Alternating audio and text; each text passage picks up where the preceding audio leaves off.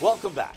When it comes to fantasy football, nobody is better than Jake Ciely from The Athletic. He joins us tonight. The Redskins and Giants may not be Super Bowl teams, but they have some outstanding individuals. Saquon Barkley, Odell Beckham Jr., Adrian Peterson, Chris Thompson, if he is okay. Your feelings on the players from those two teams? Well, with the Giants, it's very simple now, especially since they're in fire sale mode, which is good for the Redskins this week because it starts Saquon Barkley, it starts Odell Beckham, Sterling Shepard and Evan Ingram, their tight end. Those are kind of, most leagues you're starting them, but with the Redskins, what's really appealing here, Adrian Peterson, there's a little bit of a concern that running through the middle might be a little tough.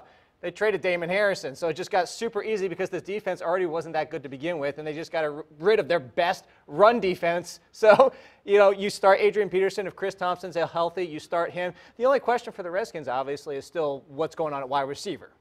That's right. And Alex Smith, maybe. Alex Smith, maybe. There might be better options out there. He's kind of that middle of the pack this week. All right. Let's talk about quarterbacks. They always put up the best numbers. What about the guys coming on strong? Trubisky of the Bears, Baker Mayfield, the Browns against the Steelers this week, Case Keenum of the Broncos.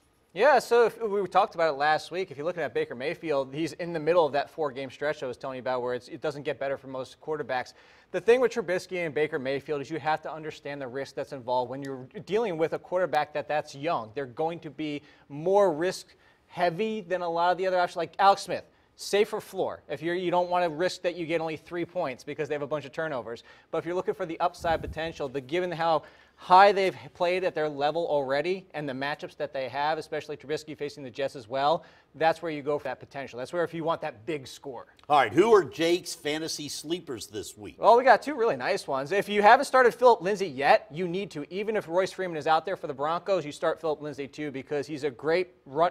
He's great in the run game. He's only 5'10", and yet he's second in the league running between the tackles in yards per carry. So he's facing the Chiefs this week. Great matchup. And then to go back to the Bears, the Jets secondary has been decimated by injuries and is playing really poorly. Taylor Gabriel was quiet last week. People were disappointed. Some people dropped him. Get back on board. He's had a nice rapport with Trubisky over the past couple of weeks. He's going to bounce back. All right. Hey, where do you get information like that? Well, you can follow him on The Athletic or see Jake Ciely every week here on The Huddle.